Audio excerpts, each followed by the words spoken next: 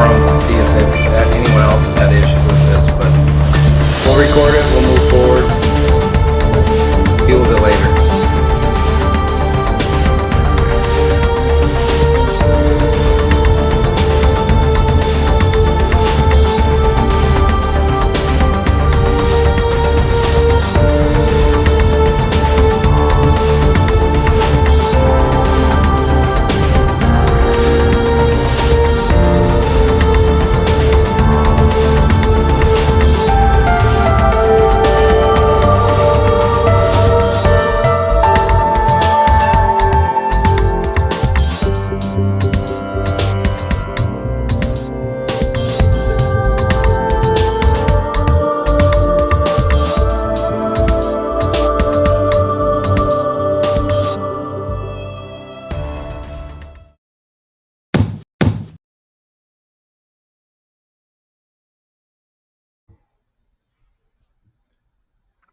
Hello, Vex Universe.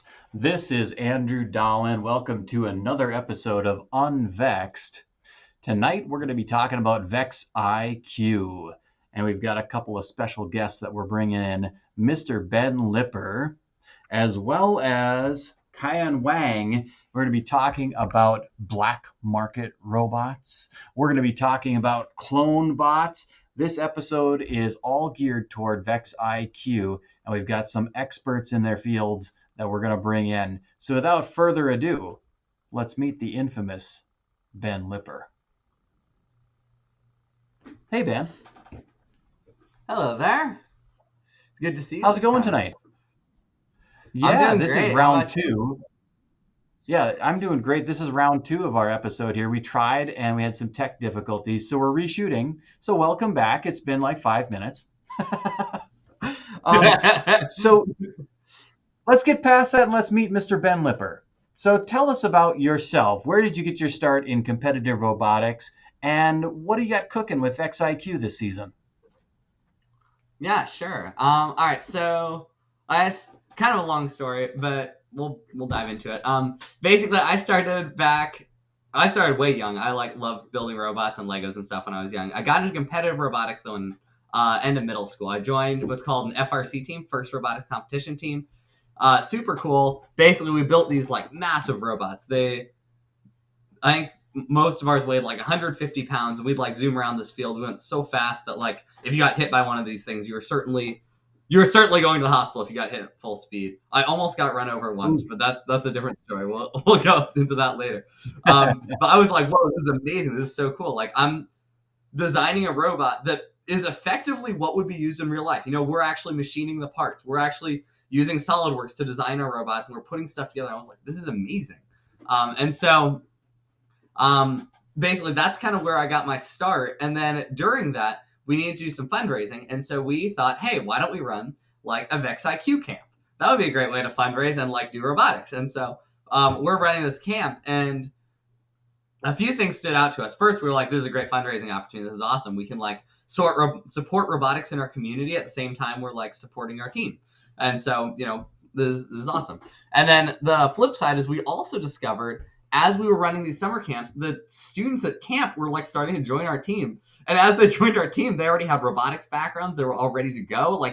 They knew what robots was about, and they wanted to join. And so we started basically teams in all of the schools. And so if you go to this little random town called Atascadero, it's a tiny bit north of where I live. There's a ton of Vex IQ teams all in this one little tiny area.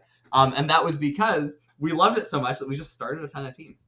And so that was how I got into Vex IQ. Since then, I graduated high school. I couldn't do FRC anymore, but I was like, all right, I can still do Vex IQ. I started coaching a bunch of teams.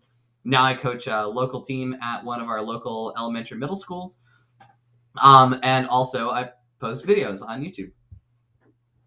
Yeah, a lot of people seen those videos, but before we get into that, I just want to say thank you for that work. I mean, that's our passion here on Unvexed, is to get more people excited about robots. We've seen firsthand so many instances where people start with Vex IQ, they get interested in, and before you know it, they're going to various STEM fields, engineering fields, you name it, and their start is right there with that robotics. So that's what lights us up. And that's why we're so passionate about it, because we believe in the strength of these programs. So now let's get into a little bit of the sticky stuff here, because there are some in the VEX IQ universe that aren't really fans of the products and services and things that you're producing. And let's talk about the YouTube videos specifically, because if you guys haven't seen, Ben's got a whole pile of YouTube videos stretching over multiple IQ seasons, in which he'll create these amazing IQ robots and then feature them. This is how we scored this many points. And then there'll be an improvement, like 3 weeks later, and oh, it's Ben Lipper again, and I've got this new design or better method of doing this.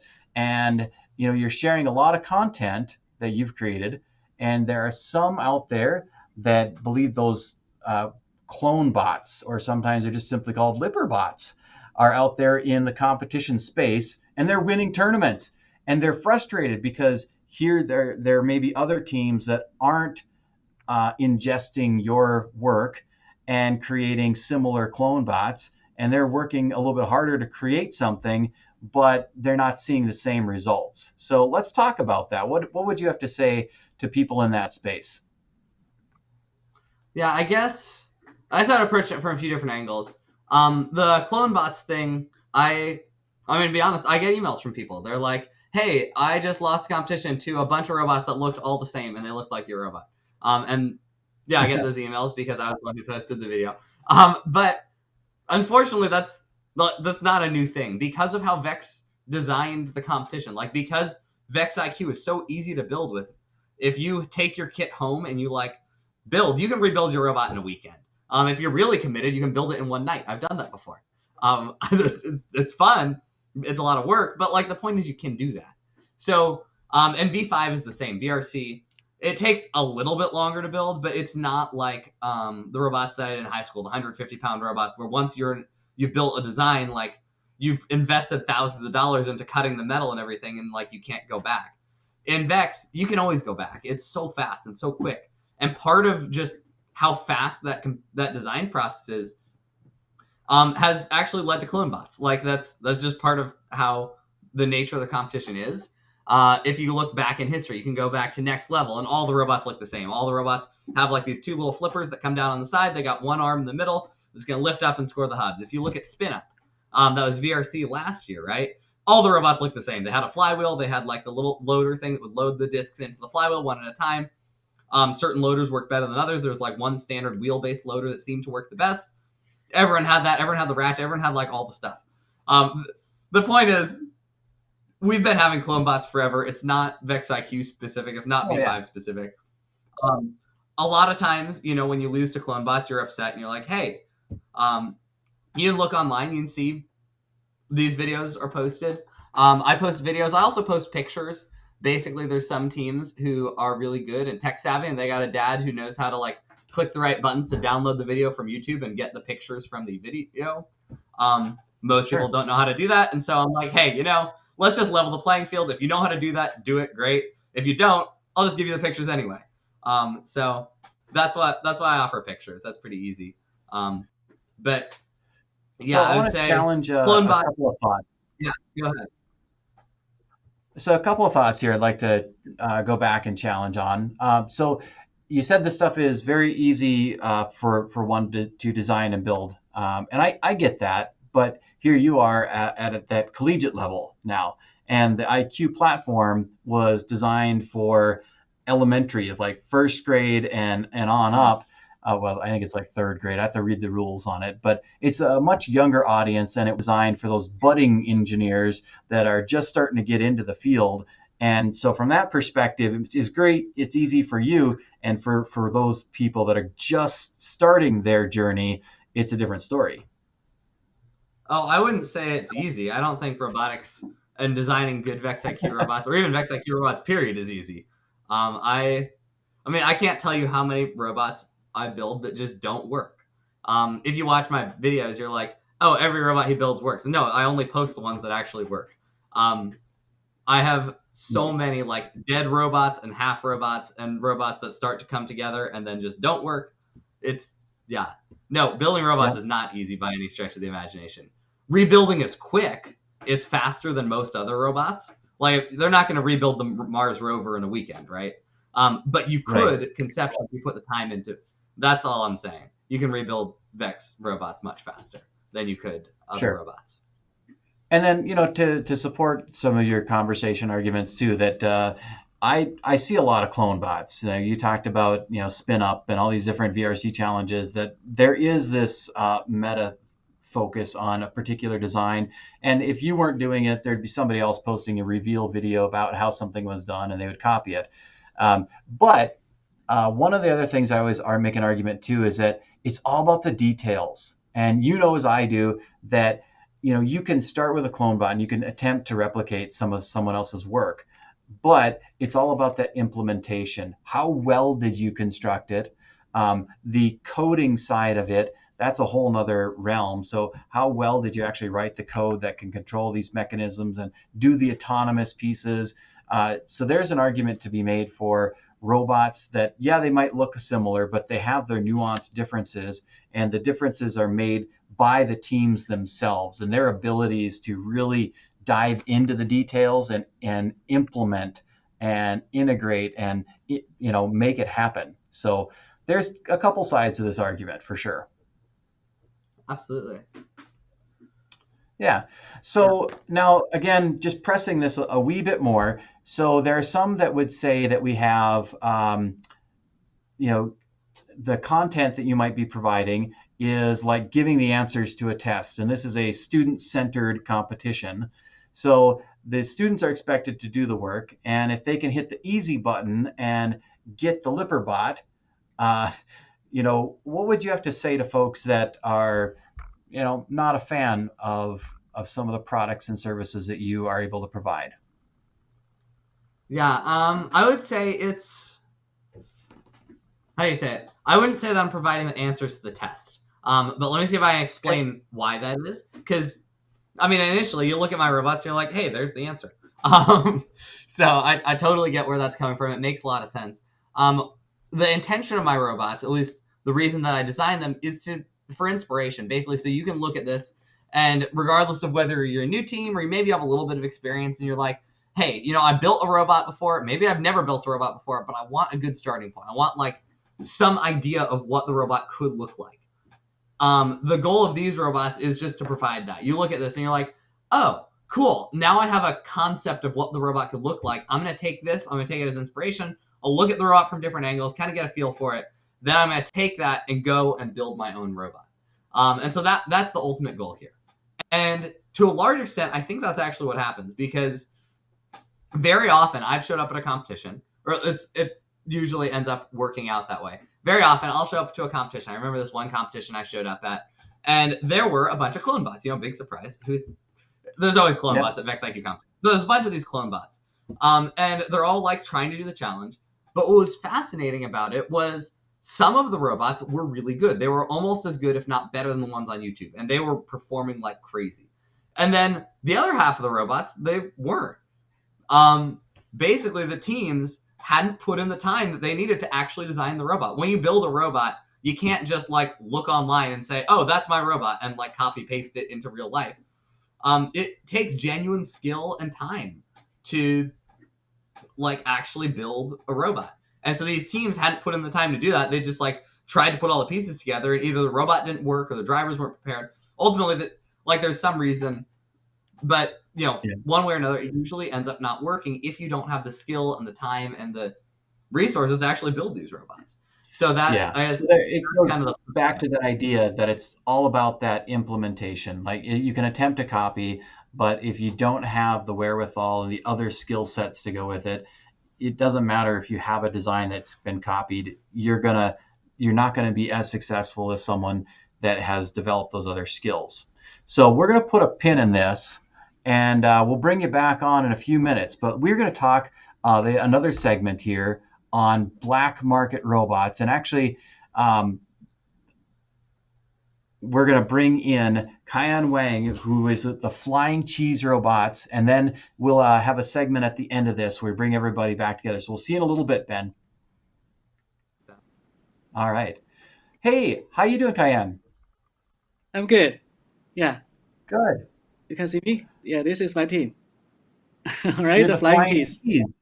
Yes. Yes, So you're 22608A, right? yes, yes. Fantastic. And I understand that you are a father, and that's how you Uh-huh. got into Vex IQ. Uh-huh. Yeah. So it's interesting because before the pandemic, I helped my son's elementary school coaching their six elementary IQ teams. That is the hardest job I ever done. Yeah. Luckily, afterwards is a pandemic. Everything just passed. Just like so, no more on that. But uh, we moved to a new community, and my son just like met a friend in the park. They are playing the Nerf guns. The two boys, they love. They both have experience on robotics, and then they want to like try something more challenging than just like shoot each other in the park, right? So that's how we start everything. And yeah, I'm the helper to them, just to guide a very small team, garage team, just like just competing in the XIQ competitions. Sure. Well, thank Yeah. you for that work. It's greatly appreciated. And but tonight you found some information about black market robots, and I Uh-huh. saw some of the Uh-huh. YouTube videos. If you guys haven't checked it out, look for Flying Cheese Vex IQ. If you Google that, it'll pop up these interesting videos. So tell us about what you found that's available out there in the black market related to Vex Yeah. IQ. So it's interesting. It's not I found them. It's like they are looking for you. Those sellers, they are looking for you to purchase their product. It's like that. And I think it can be dramatic because I'm kind of new in the robotics, and especially I'm not from the background. I'm from newspaper. Uh, and I think it's last season I heard about people just selling the designs. I feel it's evil. It's totally blow my mind. And at that time, I think that can be that should be something like expensive, right? Because we are talking about buying a robot designs, and it's basically step by step building instructions, and then the building instruction can lead you to a trophy. Because at that time I want to do something, but I don't know where to start. I got a vague idea at that time. Uh, so it's first time So did you I go ever out talk. once you found out about this? Did you rush out and then buy one No, of I these? didn't. You didn't. I think that's hard. No, I'm not just like even for 1 second trying to buy anything like that because I think that's not the that's not a game. That will just like destroy my keys, my team, right? So, but I think I want to do something because I was a journalist before. That is 20 years ago, but they're still in your blood. Even though the newspaper has been gone, but there's something like left in your blood. You want to do something.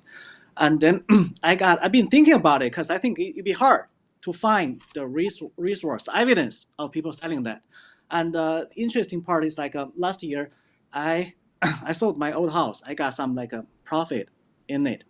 I was just like when you lie in the bed, you're just talking to yourself. What is the cost of if you are doing some kind of disclosure report on the black market?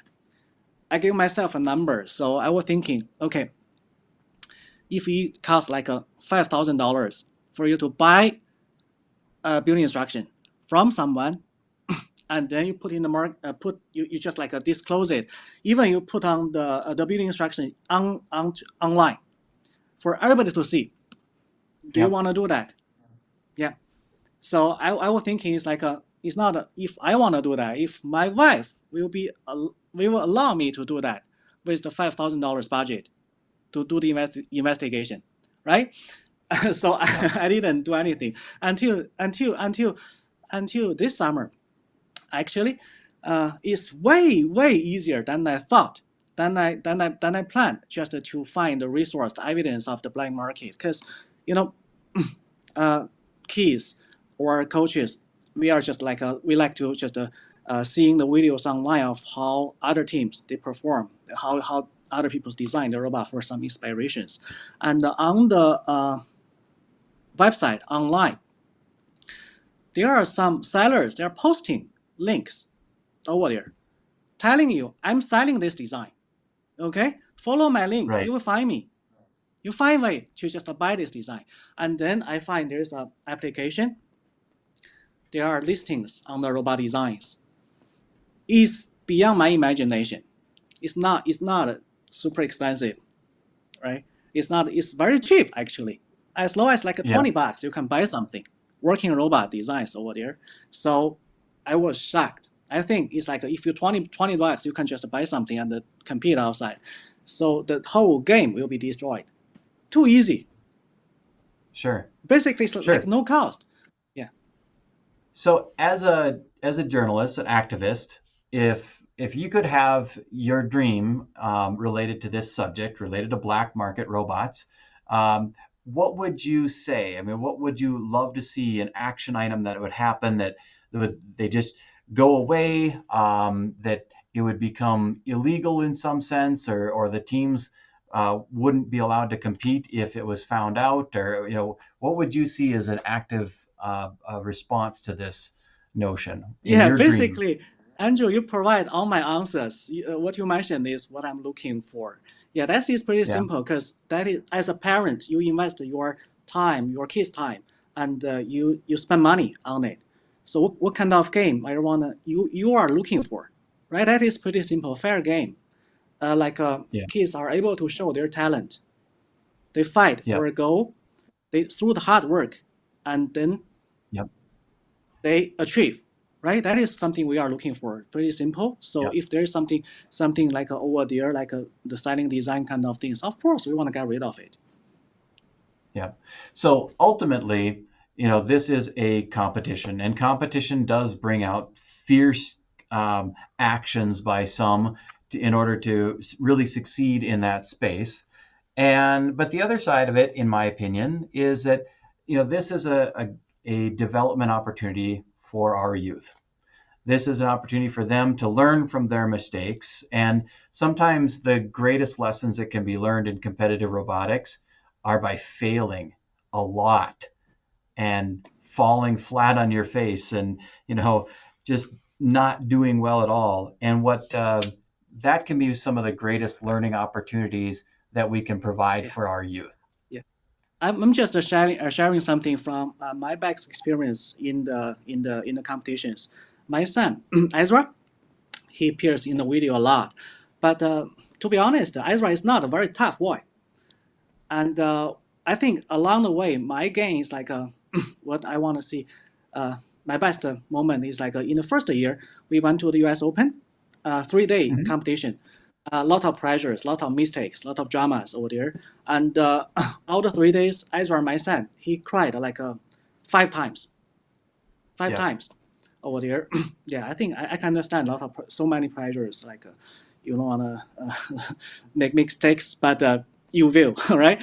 And the good result is like after so many competitions, this actually is last season, the second time we went to US Open. And after the competition, my son come to me. He told me that, Dad, I think I did a good job. I said, why? He told me that last year I cried 5 times. This year, only 3 times.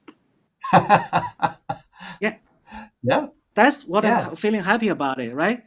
So if I'm just buying something for him, he's just strong from the beginning, and he's just like a swipe. Anybody else out there, I don't think he will even have the experience to improve, to grow. So that's something I treasure the most. Fantastic. I know I was listening to one of the videos, and at the end of it, you had asked the question. I presume it was to your son about, should we buy one of these? And I think it was your son's response was, no, that would be cheating. We're not doing it. Yeah. Sure, that is pretty clear for him. Yes. Yep. And Andrew, I want to provide one idea for the parents. Why we just put like a ethic aside about yeah. So I make it quick. Why we shouldn't just like purchase those kind of things from the? I think this one is from the maybe the technical aspect. So because I think the direction of the black market robot in the beginning is wrong. It's the wrong direction. It's not saying that you are cheating or anything, but the design concept was wrong. Because when we just coach our kids, we want them to just um, keep trying. Do not just like a switch track frequently. Do not give up your design very often. You got some mistake, but you don't want to conquer it, but go over it. But other than that, you just change your track to design something else. You tell me you have another idea, but the other idea is still not working. So we want them to just keep working on something if the concept is right. But the black market robot is different thing, because you see their product always there is version 1.0, 2.0, 3.0, 4.0. Yeah. Keep changing, keep up. It's not upgrading, but sometimes the two robots between two generations they are totally different. So I think that's a very bad example for your kids if they are new to engineering. So they change too fast. Something is if you think from your idea it should be working, but maybe just you didn't build it right, or there's some like Yeah. small issues you can fix, and then you have better result. So that's what I'm just trying to teach my kids to do. But you buy a robot, there's always upgraded version coming out. So you Sure. don't have chance to just work on one robot for a whole season, and then because there's a more fancy something come out. So Sure. I think if you want to build your kids into an engineer, that's a very bad habit because they don't keep working on something. They switch the track easily. They change their Yes. interest easily. That's a bad habit. But for the sellers, if they are just selling you something, everything is perfect in the beginning. So at the end of the season, like the last 6 months of the season, how do they make profit? They have to have something even more fancy to sell, to put on the market for you to buy, right? But that is not Yeah. the right way for the kids to go on. So that's my idea. So why not? Why is bad? Because the Yeah. direction was not right. And then the other thing you want your kids to know is like the black market robot. Most of the time they are super fancy. They are Yes. super fancy. For say this year I had like a 39 cubes on the table, and if I'm the seller, I want to make my robot look strong. I want to just being able to just grab them all, right, and dump them all. But the thing is like that's maybe not the best solution for the game, right? So if something goes wrong, is unable for kids to fix it or figure out even. So I Yep. think for younger kids, for the elementary school kids, for the middle school kids, something simple, something functional, something efficient is more easier for them to just design and to compete with. That's my idea. Yeah. I like it. I like it. So thank you for that. We're going to bring in all the guests now and have a little bit of a conversation around these topics of black market robots and clone bots and just keep the conversation rolling here. So let's bring in Mr. John Queen. Ayo! Hey yo! John is with this show many, many times. So you're the voice we haven't heard from yet, John. What's your take on all this idea about clone bots, about black market buying complete units ready to go? Well, let's start. Ben, love it. I watch everything on YouTube. I swallow and digest everything that's out there. If it's robot related, Vex related, I watch some VRCs, first robotic stuff. I watch a lot of it. I've watched Flying Cheeses. I mean, if it's out there, I want to see it. I like to see kids' robots. I like to see what meta is going to be, what everybody thinks meta is going to be this year coming up. I just like to see what's out there. I do IQ competitions. I do VRC competitions.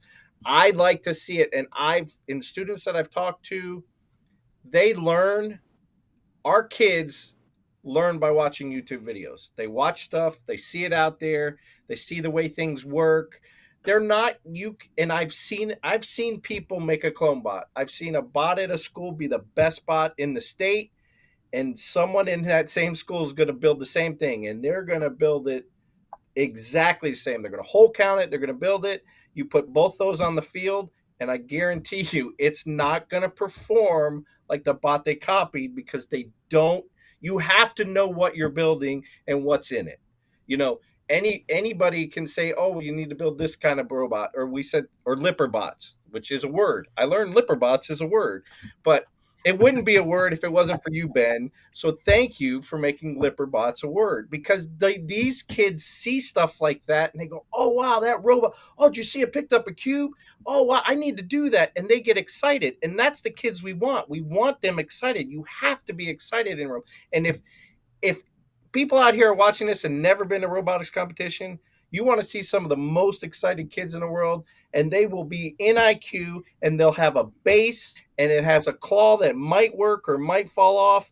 But when it picks up that block and takes 45 seconds to go put it in the thing, and it puts it in the thing, and then they go back over and they park, they're the most excited. They just scored a point. They're the happiest they ever been. They are so excited. And they don't need a big fancy, Dad bought me a black market robot and stuff like that. They made that. They made it work. They programmed it. It worked. And that's where they get their joy from. And then that's when they'll see something else at a competition and go, well, I want to know how to do that. And most of the times these kids will talk to each other, and that kid will tell you exactly how he did, or they will help you. That's what Vex Robotics is about. I see a place for all of this in the same universe where it works. Obviously, there is the code of conduct, and we all have been in competitions, and we look at robots, and we look at kids, and we look back at the robot, and we wonder, did they really build that robot? But they must have, because the code of conduct states, and it's student-centered, and the student had to do it. Now, and we see it, but I see a lot of good in what Ben does. I see great value in what the Flying Cheese done with all their videos. I mean, they're very helpful. They show you things, and that's what we need. That's what this community is lacking. If people don't share content, then we get to Worlds, and now we're seeing robots like, oh, well, this team over here did this, so we're doing this. And then, oh, this team does this, and we do this. And now you're seeing everybody, and you have a fresh idea on what they did, and you might make it better. But if we don't see it, and you're just in this little combined boxes in our states, and then we go all together, boy, it could be really interesting, I would say. But I like the direction we're going, and I like the way I like how working together feels and looks when I see it in competitions. So I want to piggyback one thought on here. I've been around in engineering manufacturing for a number of years, and I guarantee that if I walked into the back secret room of product development at whatever company, I don't care if you're designing automobiles or if you're designing computer chips, you name it, they're going to have all their competitors' products there, and they're dissecting them with reverse engineering. And if somebody comes out with something new and hot and that's selling like just amazingly well, you guarantee that they're going to have a similar thing, assuming they don't violate any patents along the way. So even within our markets and the universe where you're making consumer goods, there's a case, you have to have clone type stuff. It's just the way it is. When you see a better mousetrap, you go for it, right?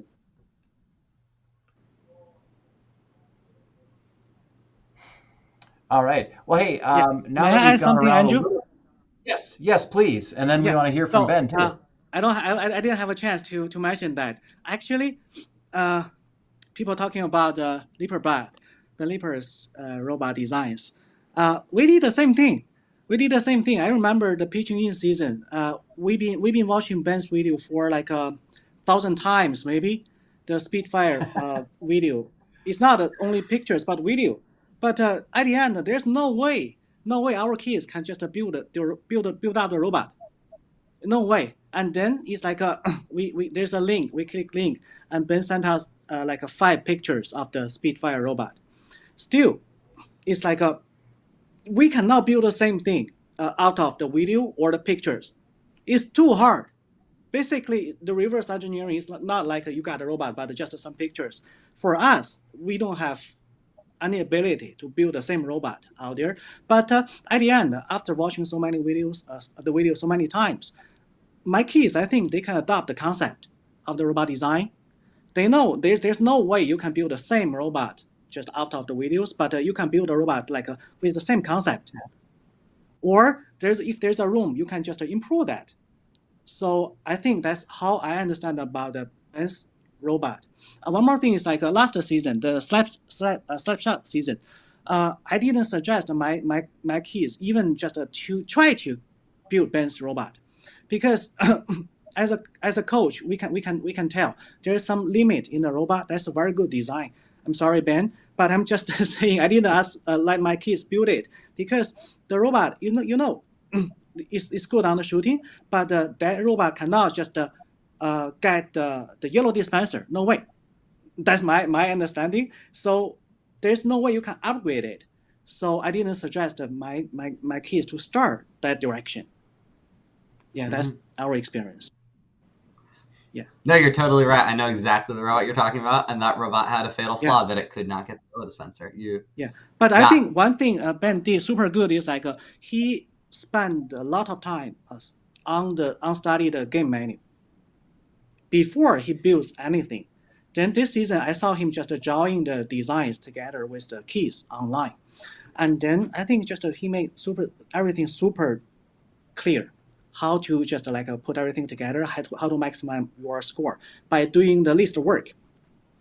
I think that is fantastic. That every coach should do that together with your kid, so they don't just like facing 2 boxes of parts, doesn't know where to start, right? So I consider this way. I see Ben's robot as like a Hero Bot 2.0, a very efficient robot that you can just study and adopt the concept, then try to beat him, build a better robot than him. Yeah, that's my idea.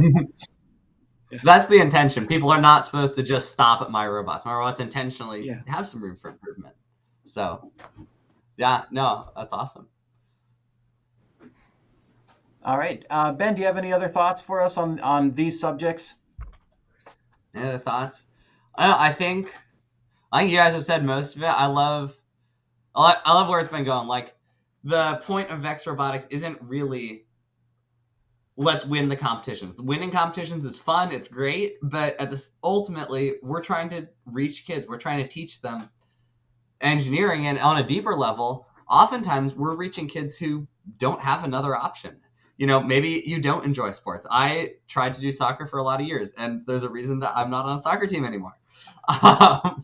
Like, one way or another, we're often reaching students who would otherwise have nothing. And we're showing them, hey, you have a second path. You have another option for what you could be doing. And so, yeah, no, I absolutely love that.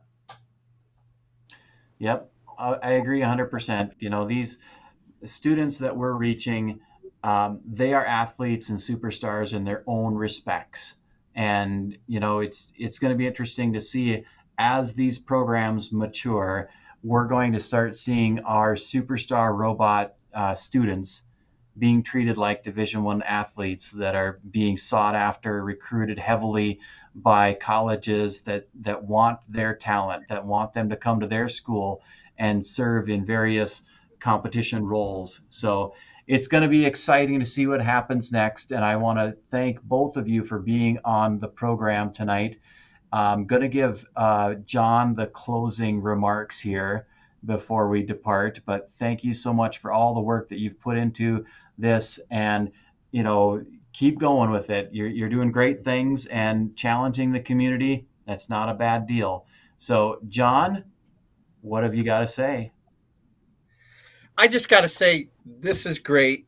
I'm glad we finally got to focus on IQ for a change. We normally are in VRC mode, and I know a lot of the people out there, but this IQ community is a very, very important community. This is where it started. This is where these kids go in there and they look up to the VRC kids. This is where it starts, but we got to get them started in there. They got to start building. They got to get robots in their hand, and they just got to keep on moving. It is just, it's wonderful, but IQ is very important. They should not be neglected. They shouldn't be looked down to other IQ. We only focus on VRC. No, Vex Robotics is all robotics. All right. Thank you, everybody. Have a great evening. We're going to play our credits now. And remember to like and subscribe. Hit the little bleep bloop down below. Like and subscribe. the world unvexed. We'll see you guys on the next episode.